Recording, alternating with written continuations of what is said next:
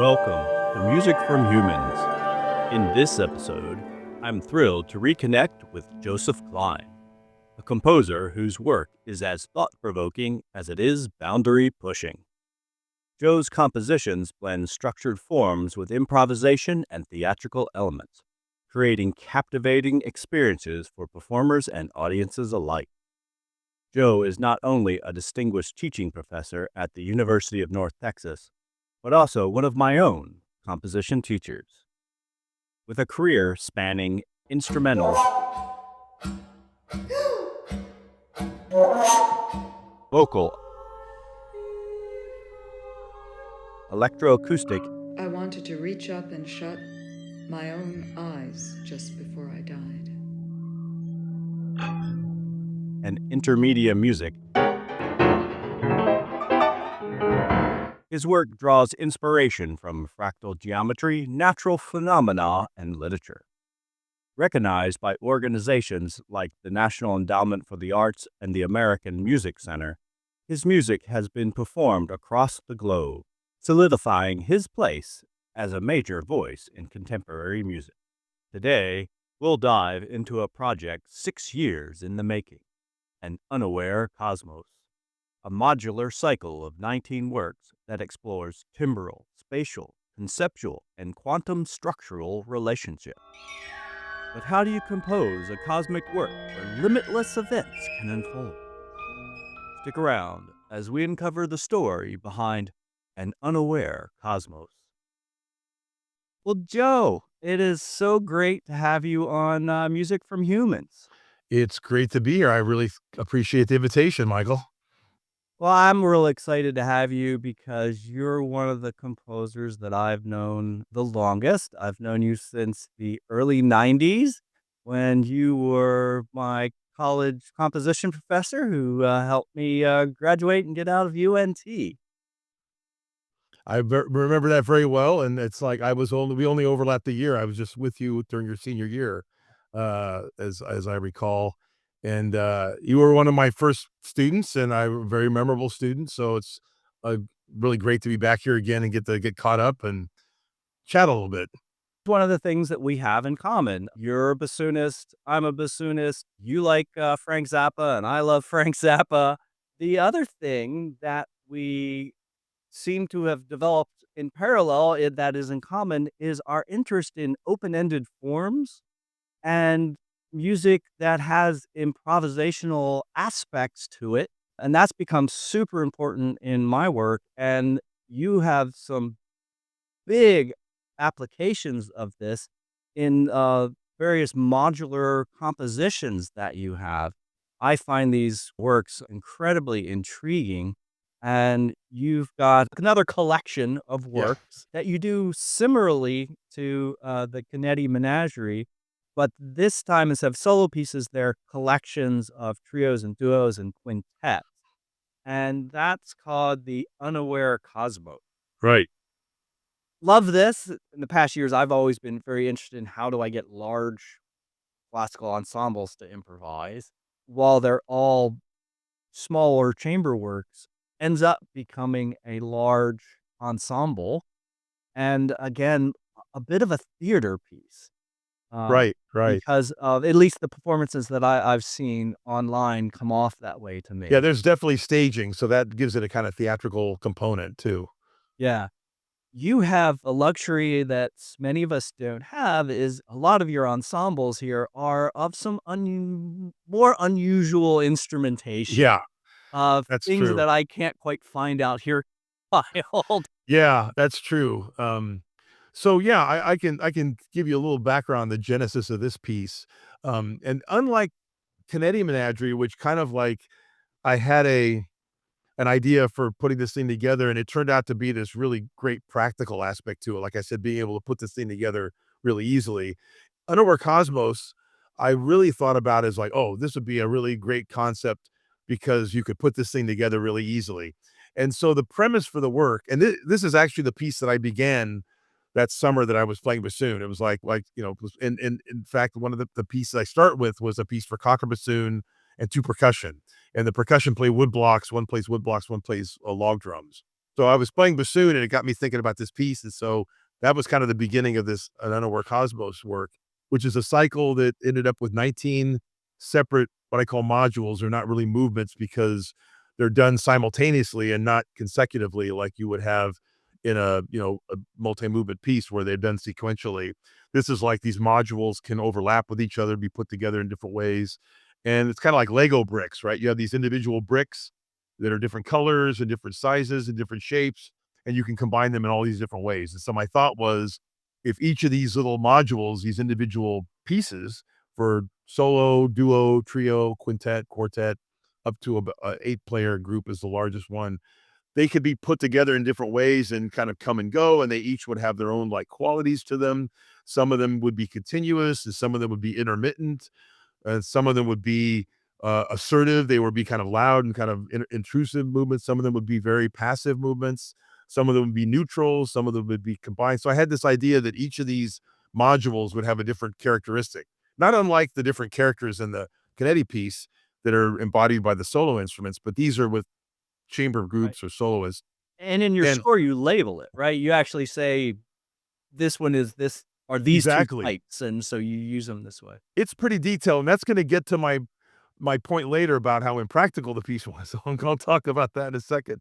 Um, but the, concept for me, and probably when you knew me when I was teaching at UNT, in my early days there, I was really interested in very deterministic kind of music, very highly organized, highly structured, using systems and, number systems and sequences and things like that, and very much controlled. I would control the duration and every aspect of it. I wouldn't say it was like serial necessarily, but it was organized, highly organized. And over time, I started to become interested in like non-teleological processes where there was no sense of necessarily there was a climax or an end point or anything like that, or a beginning and an end necessarily, or the idea that you could have things.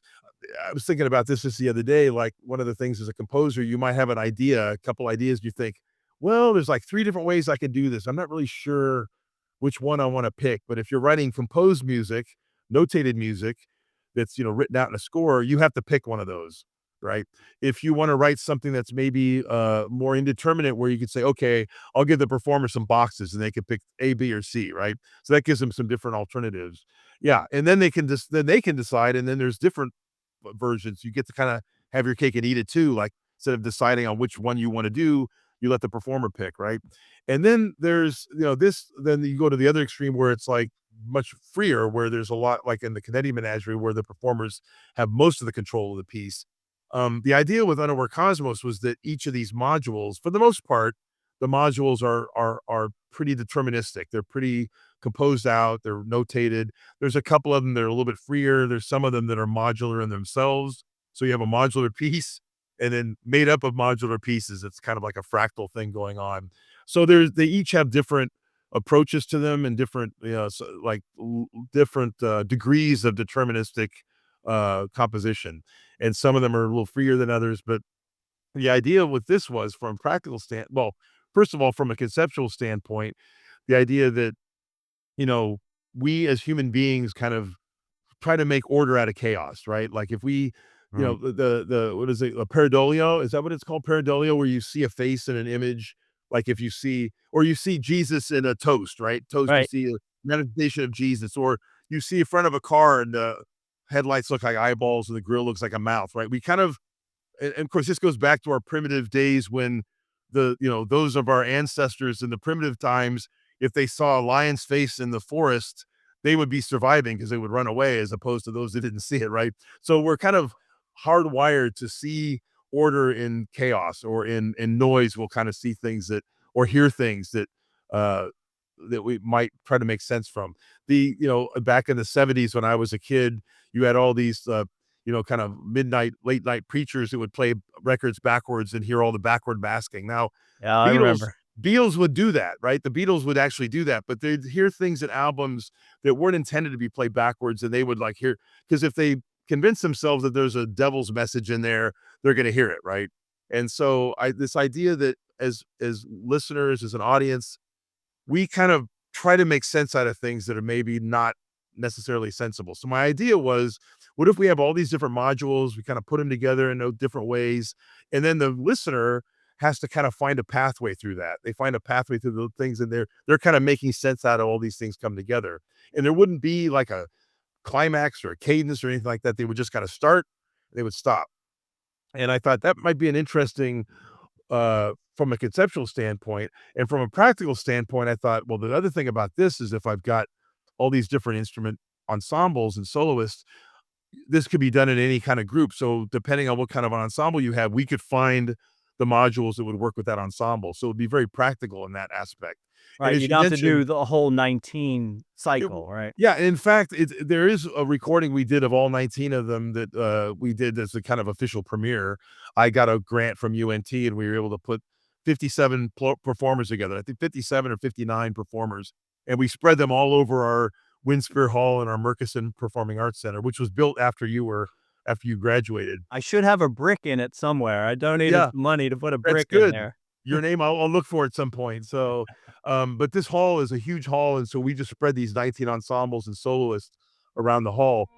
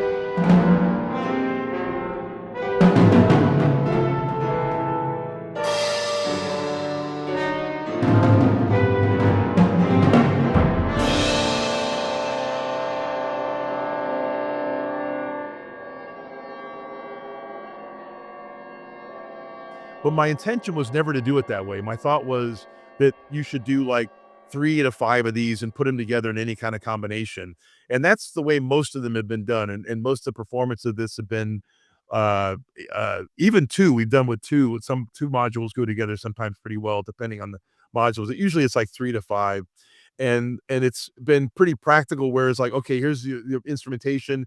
These are the modules you can play, and then you can put them together however you want. So the two impractical aspects of this that didn't work like I thought they would.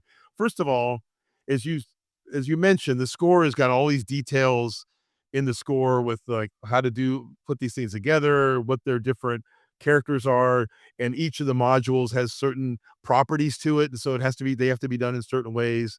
Um, and so performers, or directors, ensemble directors will look at that and kind of glaze over like, I don't want to go to the trouble of this, or they won't read it and they won't realize that these modules are supposed to be done simultaneously and overlapping and not in sequence. And so they don't realize that. So they think of it Uh, as a multi-movement piece, which is completely not the point of the piece. yeah, yeah, yeah. And the third thing is that, getting the performers together, has been a little harder than I would have thought. Like, and as you mentioned, the ensembles range, like some of them are pretty standard. Like there's a wind quintet and there's a string quartet in there.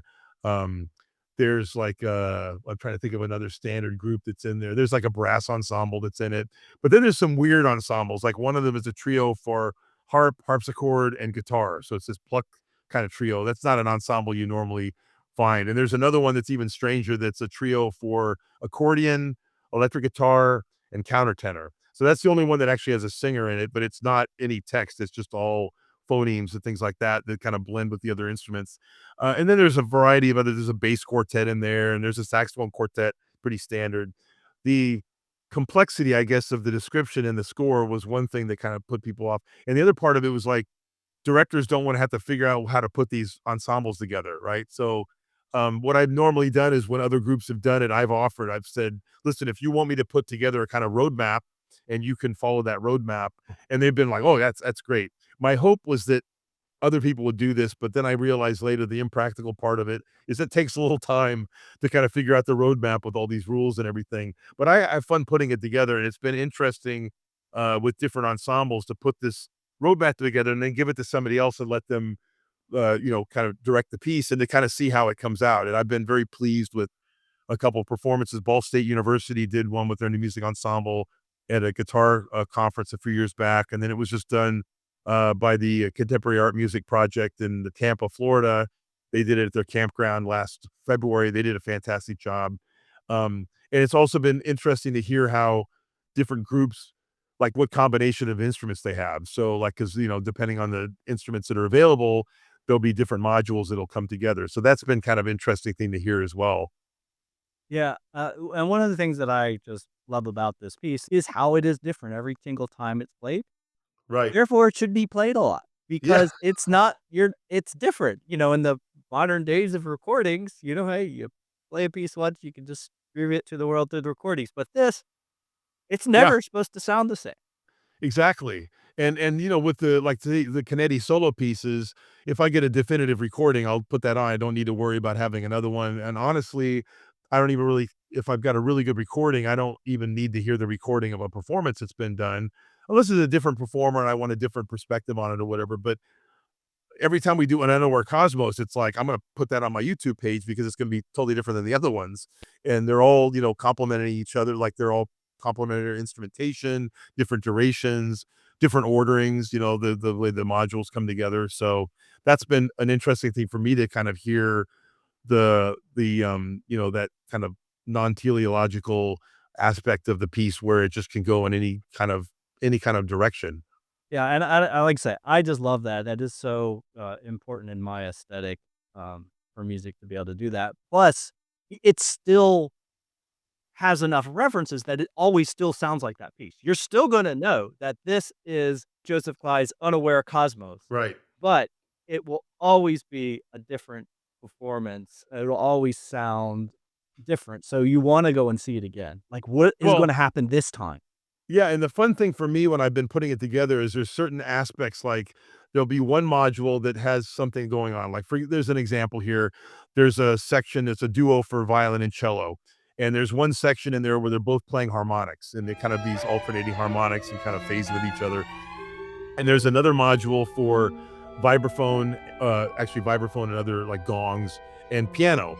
And it's very even, kind of like very passive module. It fits really well with the harmonics. So whenever I do the piece, I always try to find a place where those can come together. But then there's some other parts where, like, there's a duo for viola and piano, and it's a kind of a lyrical thing that goes on for about 5 minutes. And sometimes I'll have modules come in and just interrupt it and be really obnoxious and just kind of overpower it. And other times I'll have modules that come in and kind of underpin it and kind of interact with it in a very subtle way.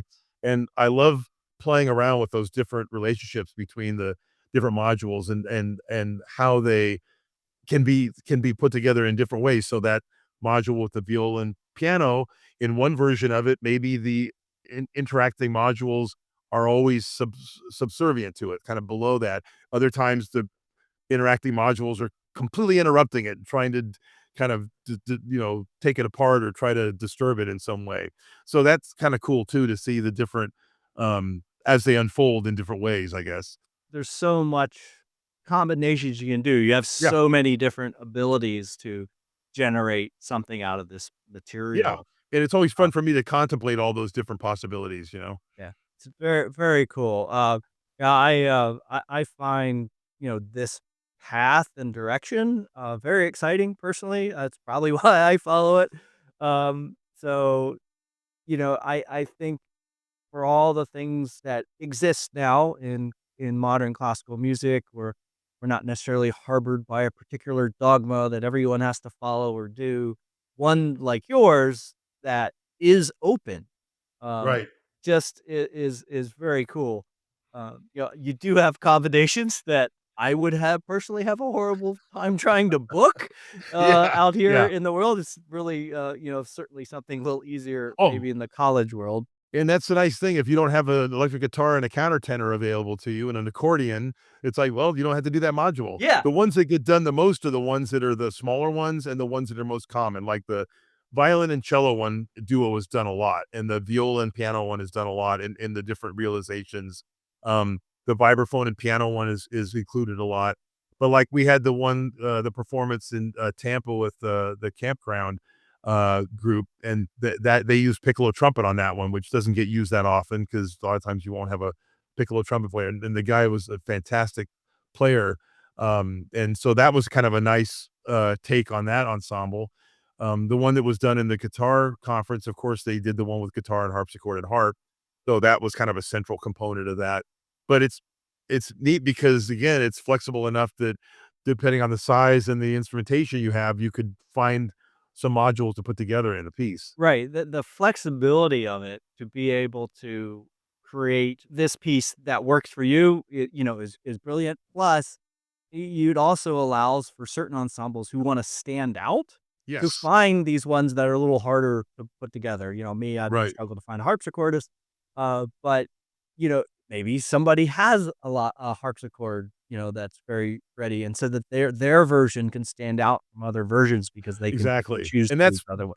basically what happened at that guitar conference because they were looking for something that featured the guitar, and so they even, I think, in the ensemble, the layout, they had that group with the guitar kind of central in the ensemble, setup.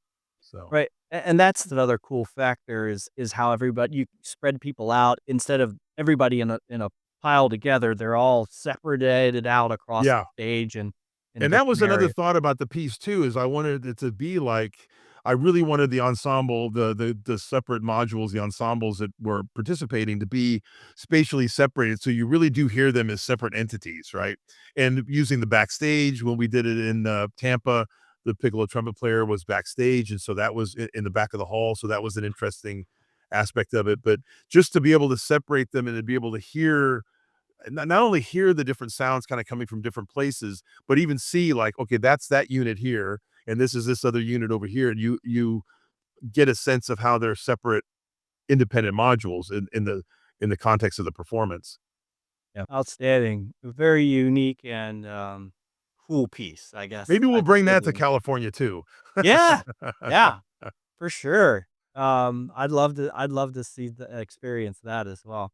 So, I really appreciate you coming on and chatting with me. It has been a great pleasure and inspiration. I know I'm sort of took up a project this summer to write a bunch of solo pieces because I haven't done a lot of that recently using this improvisational form I call circle music, Mhm. and you've actually made me think about ways of doing them unsoloistic, 'cause I think that could be fun and work, as a side tangent to that project. Yeah, it's a fun process actually, so it's, enjoyable just to kind of find your way through that process. Yeah, yeah, but yeah, I was very inspired by these works, and it's always great seeing someone else really pursue these type of, open-ended forms and mixing improv back into classical music, so. Yeah, well, thank you for giving me the opportunity to talk about these. Oh, definitely my pleasure, my pleasure.